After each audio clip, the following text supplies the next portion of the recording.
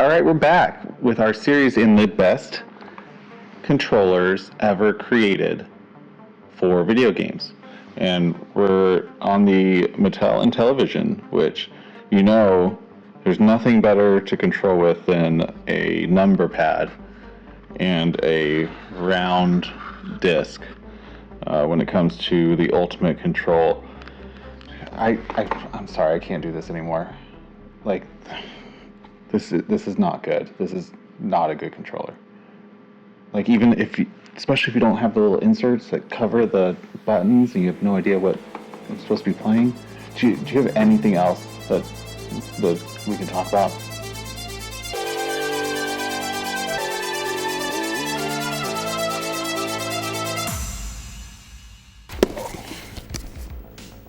You had this for 2 weeks? Why haven't I talked about it? All right.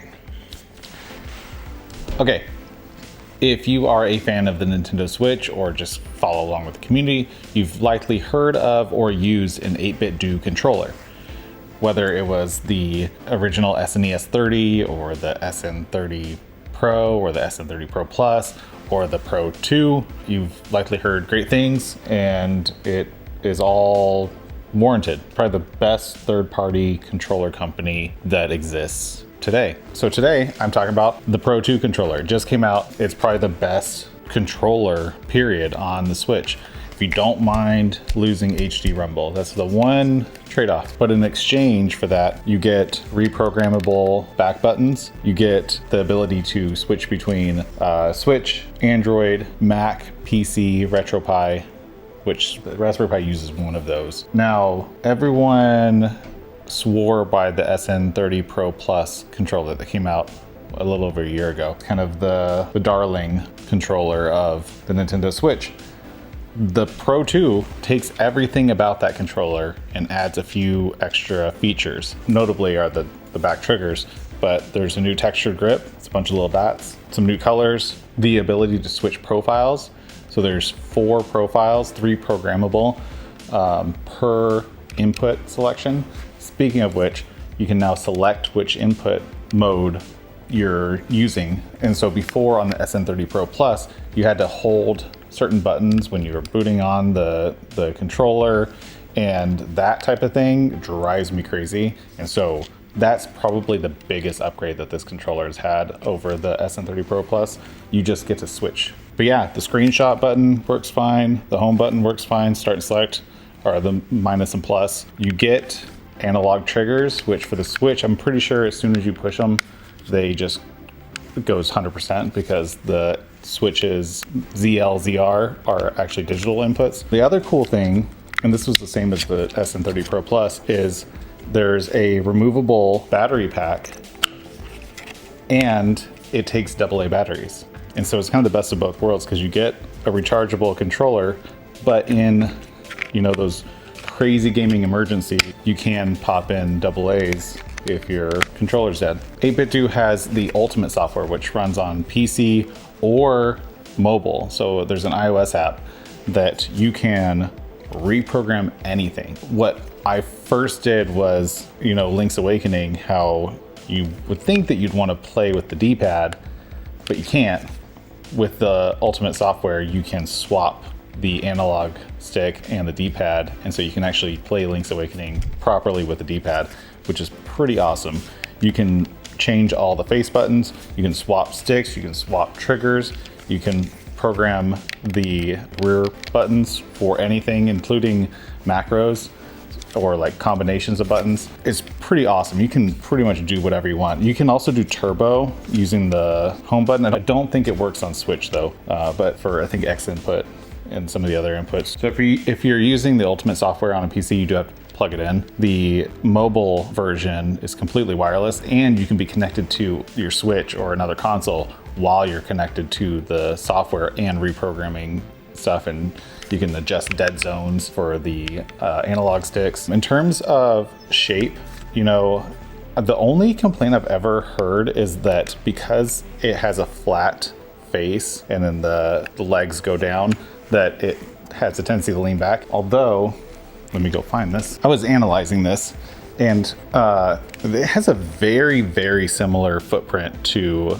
the DualSense, especially like obviously with the D-pad placement, everything is very similar. And then when you look at them side by side, they're almost identical in terms of the way their profiles are, which the DualSense I really think is a very comfortable controller. And so I love the feel of this. I'm getting used to having analogs in the middle. I don't mind it as much as I used to. I'm cool with that. So in terms of quality, it feels like a first party controller. It's solid.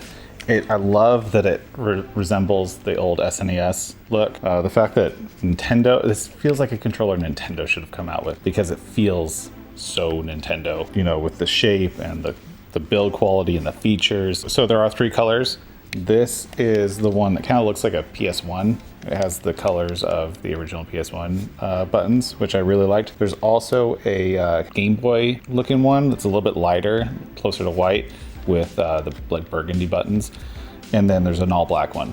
The reason I picked this one was because I liked that the labels were on the buttons. The other 2 are on the face of the controller, and I like the look of the PS1 and that whole vibe. So the other thing that this has going for it is it's only $49.99, $20 cheaper than a Nintendo Switch Pro controller. Arguably, like, I mean, it has more features. The rumble, well, it's not HD rumble. It's a very loose rumble, and so it's not distracting or anything. It just doesn't have that tight, the HD rumble, you know, the like stuff like that. It's more of a whooshing rumble, which it doesn't bug me. The other thing is there's no NFC, which I think I have a total of 2 amiibo floating around here, and I don't know what they do.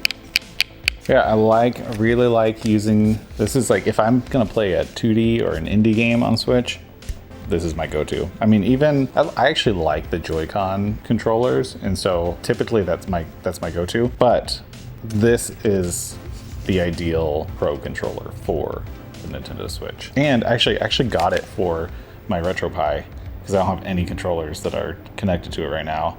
It just plays whatever it wants to. Playing Joust right now. So the 4 settings on the back: S is Switch. A is the Mac input, D is Android, the direct input, X is Windows, X input. The battery is 1,000 milliamp hours, which is solid. Not to the level of the Switch Pro controller, but it lasts a long time. The other kind of annoying thing is this controller cannot wake up the Switch console. That's reserved for first party Switch controllers only. It's not a big deal for me. That's something to note though, if you are a fan of that feature. So a good example with that Ultimate software that you can do is you can program these back buttons to be like a combination button. So I've been playing a lot of Monster Hunter Rise, and you know, the like special whatever whirligig zip bug wire bug, the little special moves, you can have one of these buttons on the back trigger that combo of buttons. I think with the Sword and Shield it's ZL and A at the same time, so you can just click that. It's my new favorite controller. I love the D-pad. The D-pad is probably my favorite D-pad I've used in a long time. It doesn't move around inside its little house thing. It's tactile, but not clicky, if that makes sense. I'm a fan. You can call me a fan of this controller. What do you think? What's your go-to Switch controller? What's your go-to controller for Windows? Or do you play Android games with the controller? RetroPie? I want to actually play that. It's better than just being a prop for my videos. Let me know in the comments below what you think. Are you going to pick up a Pro 2? Did you pick up a Pro 2? What's your favorite third-party controller? What's your favorite controller in general? You can't say in television. Sorry, that's taken. Be sure to subscribe. I say it every time. If you're watching this video and like it, subscribe. Hit that little bell. We also do a podcast, the TYCAST, Thursdays live, 9 p.m. Eastern. That's 6 p.m. Pacific. That's 1 a.m. GMT. We do it live on this channel. We get a panel. We talk about video game stuff and what our opinions are on different fun things.